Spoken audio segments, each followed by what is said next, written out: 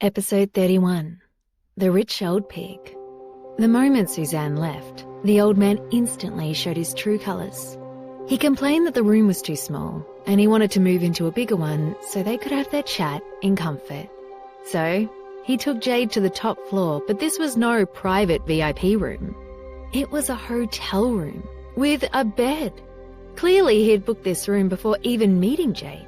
He didn't even contact any club staff, but took her up by himself. But Jade followed along. She had, after all, made her own plans. If necessary, she would put everything on the line and fight to the death. Besides, she had brought along plenty of weapons in her bag.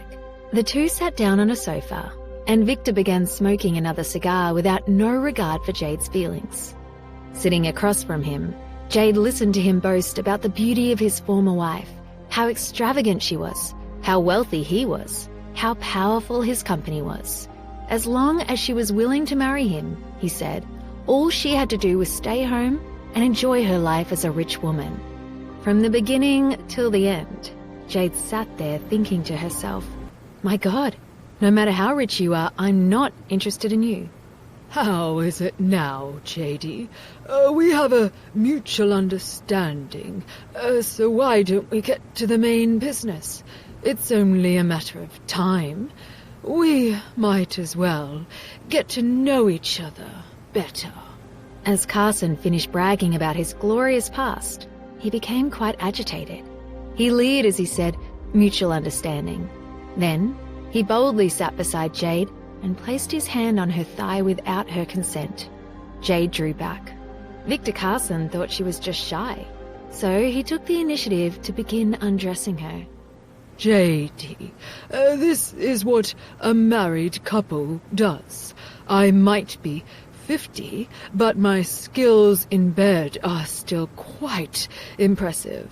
My wives were always exhausted after a night with me.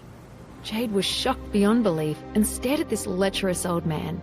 He was actually bragging about his skills in bed.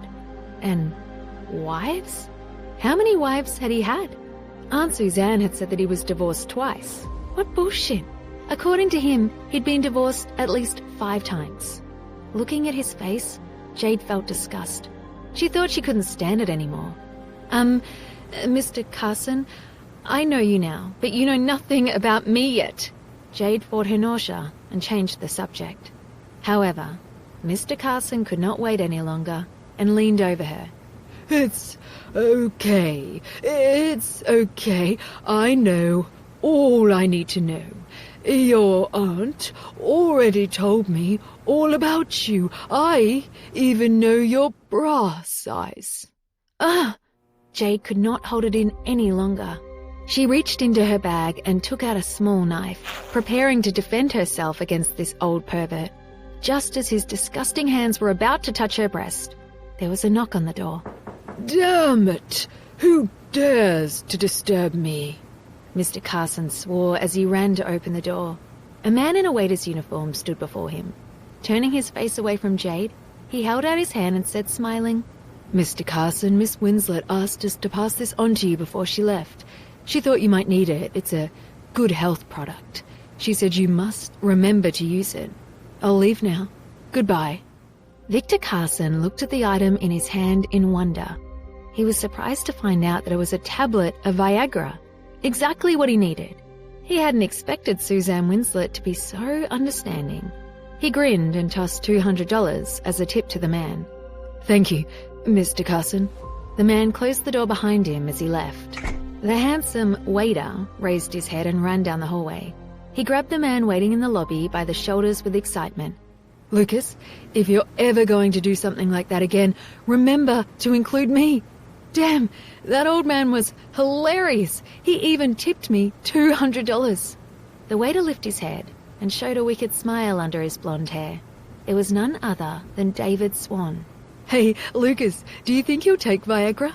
If he really does, I'm dying just thinking about it. David Swan could no longer suppress his laughter. Since Mr. Foster was the one who arranged it, I'm sure he had his reasons. He'd never do anything without a plan. Lucas, who was dressed in black, answered coldly. Swan nodded thoughtfully. You're right. Seems like it was a good idea to visit the Scoville Club today. I certainly did not expect such entertainment.